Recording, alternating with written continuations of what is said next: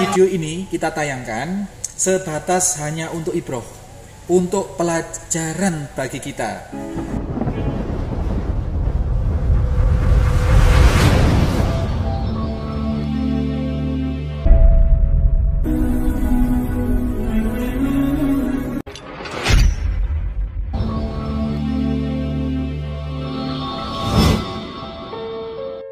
Assalamualaikum warahmatullahi wabarakatuh.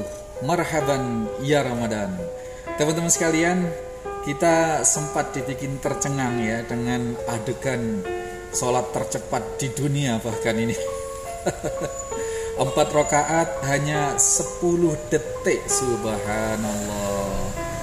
Kita belum hilang keheranan kita, ketercengangan kita dengan beberapa tahun terakhir ini. Heboh di televisi, di media sosial, sholat 23 rakaat hanya 7 menit 7 menit di Blitar ya, di Blitar. Tapi ternyata setelah kita cek ada beberapa tempat ya yang mirip-mirip seperti itu di Jawa Barat, di Madura. Kemudian yang terbaru ini, terjadi tahun 2022 kayaknya ya. Ini lebih ekstrim lagi. Sholat 4 rakaat hanya 10 detik. Makanya di sini kita klasifikasi ya, ada sholat tercepat ya, kemudian ada sholat yang cepat, ada sholat yang cukup cepat begitu. Tapi untuk perimbangan kita tayangkan juga ini sholat yang paling lama ya, paling lama sedunia bahkan insya Allah. Kalau di Masjidil Haram itu masih nyambung ya, habis Isya kemudian sampai jam 11 malam sekitar itu, kemudian pulang tidur, kemudian balik lagi tahajud, kemudian ditutup dengan witir, itu masih nyambung. Tapi kalau yang satu ini nanti di akhir akan kita tayangkan, yang ini yang 8 jam penuh ya di Temboro Magetan. Ini yang Masya Allah, kita kalau bisa niru gitu. Artinya dia sholat benar-benar dengan tilawah, dengan khusyuk dan tumakninah. Baik. Amit. Ini video ini tidak dalam rangka mendiskreditkan atau tidak dalam rangka menilai itu kok sholat begitu, ini kok sholat begini. Tidak. Apalagi ya, naudzubillah, apalagi kita tidak bermaksud menjustifikasi bahwa sholat yang itu, yang di sana tidak diterima. Tidak.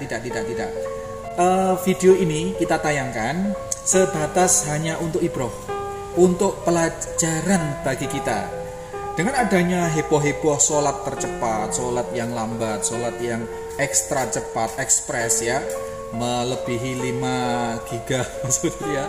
Ini kita tidak menilai, tidak memojokkan, tidak, apalagi naudzubillah, tidak menjustifikasi bahwa sholatnya tidak sah dan tidak dapat pahala. Itu urusan Allah Subhanahu wa taala. Konten ini cukup kita tunjukkan untuk jadi pelajaran. Kita jadi ingat bahwa bagaimana sih peraturan sholat itu, kan begitu. Nabi SAW bagaimana sih yang diajarkan oleh Nabi? Kalau Nabi kan sudah jelas, sallu, kalian sholatlah kama ra'aitu usolli, sebagaimana kalian melihat aku sholat. Kan itu prinsip. Maka kita akan punya patokan-patokan. Kita akan menggali lebih dalam bagaimana sholat Nabi SAW. Nah, pernah satu kali dalam satu hadis yang sangat populer ya dari Abu Hurairah, yang diriwayatkan oleh Bukhari meriwayatkan, Muslim meriwayatkan gitu. Dan hadis ini di kalangan para ulama dikenal dengan al-musi'u sholatahu, sholat yang jelek. Ini tidak ngerasani loh ya. Ini kita belajar, kita mengenal bahwa satu hari Rasulullah SAW mendapati seorang sahabat yang masuk ke dalam masjid. Kemudian Nabi sedang duduk-duduk dengan para sahabat ya. Kemudian orang itu mengucap salam kepada Nabi SAW dan kepada para sahabat. Kemudian dia sholat. Kemudian diperhatikan oleh Nabi. Setelah selesai sholat, kemudian Nabi menegur, irji fasolli fa innaka lam tusolli. kamu ulangi sholatmu diulangi, karena sesungguhnya kamu tidak sholat itu tadi. Kemudian sholat lagi sahabat itu. Kemudian setelah selesai Nabi negur lagi, irji fasolli fa innaka lam tusolli. Masya Allah, jadi ditegur sampai 3 kali. Nabi menegur dengan kalimat yang sama. Kemudian sahabat itu menyerah. Saya sudah sholat ini yang terbaik ya Rasulullah. Saya tidak mampu lagi sholat yang melebihi ini baiknya. Maka ajarilah aku ya Rasulullah bagaimana sholat yang kau maksudkan itu. Nah kemudian Nabi mengajari sholat dengan membaguskan wudu, kemudian berpakaian yang bagus, kemudian takbiratul ihram, kemudian ruku, kemudian iktidal, tumak nina, kemudian bersujud, tumak nina. Tumak nina itu maknanya menyempurnakan gerakan itu. Jadi bisa dikatakan menyempurnakan gerakan dengan memberi jeda. Ya kalau sujud ya sujud sampai bersujud gitu. Jangan sujud seperti burung gagak yang mematok-matok. Sampai kemudian Nabi mengajari dengan benar, kemudian barulah dinyatakan dia telah sholat. Ada ketentuan lain. Sahabat Abdurrahman bin Sibal menyatakan bahwa naha Rasulullah Shallallahu Alaihi Wasallam naqra'il ghurab. Rasulullah Shallallahu Alaihi Wasallam melarang gagak mematuk, maksudnya melarang sholat yang seperti gerakan gagak mematuk. Ketika bersujud itu hidungnya dan dahinya hanya menempel sebentar, kemudian ditarik lagi seperti gagak mematuk. Itu dilarang. Riwayat lain dari sahabat Zaid bin Wahab bahwasanya ada sahabat yang bernama Hudzaifah ini serupa dengan kejadian ini sepeninggal Nabi ya. Sahabat Hudzaifah ini mendapati seorang memasuki masjid, kemudian dia sholat, kemudian ditanya. Setelah selesai sholat ini Hudzaifah radhiyallahu an bertanya pada orang yang barusan masuk sholat tadi itu, sejak kapan kamu melakukan sholat seperti ini? Saya sholat seperti ini sudah 40 tahun, sudah sejak 40 tahun yang lalu. Ketahuilah bahwa selama 40 tahun itu kamu belum sholat. Maka kalau kamu tidak memperbaiki sholatmu, maka sampai meninggal nanti kamu tidak berada dalam fitrah Nabi Shallallahu Alaihi Wasallam, dianggap tidak sholat gitu. Kemudian orang ini bertanya, kalau begitu ajari aku sholat yang benar. Kemudian diajari secara yang benar gitu ya.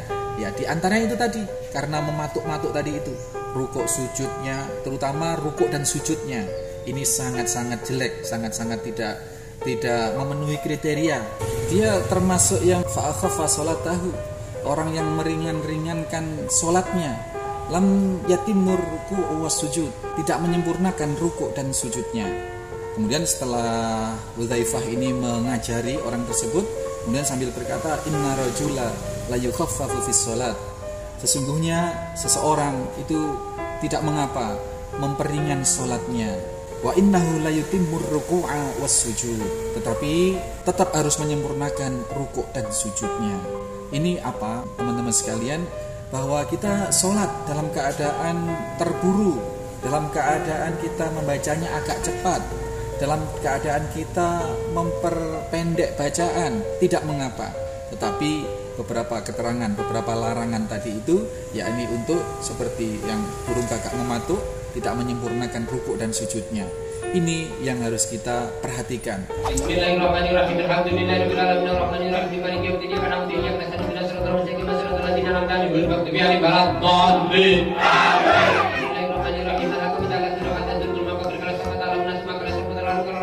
Dalam hal bacaan sekarang, Al-Quran yang dibaca di dalam sholat ini statusnya sama dengan Al-Quran yang dibaca di luar sholat, sehingga hukum membaca Al-Quran itu dimanapun tempat sama.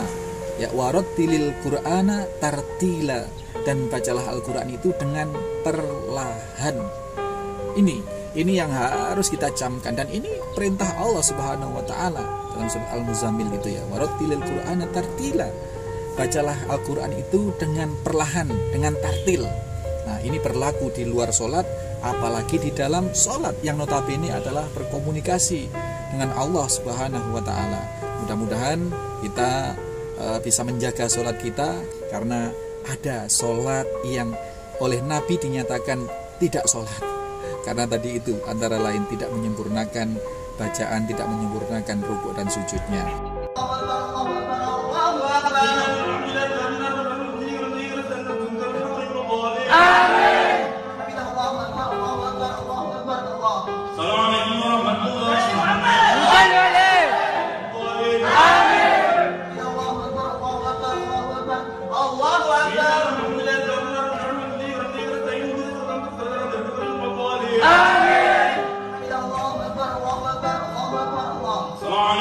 Cukup kita jadikan pelajaran. Ramadan kita mudah-mudahan berkah, menambah ilmu dan menambah kekuatan, keimanan dan kesungguhan kita dan kesabaran kita. Assalamualaikum warahmatullahi wabarakatuh. Allahu Akbar. Bismillahirrahmanirrahim.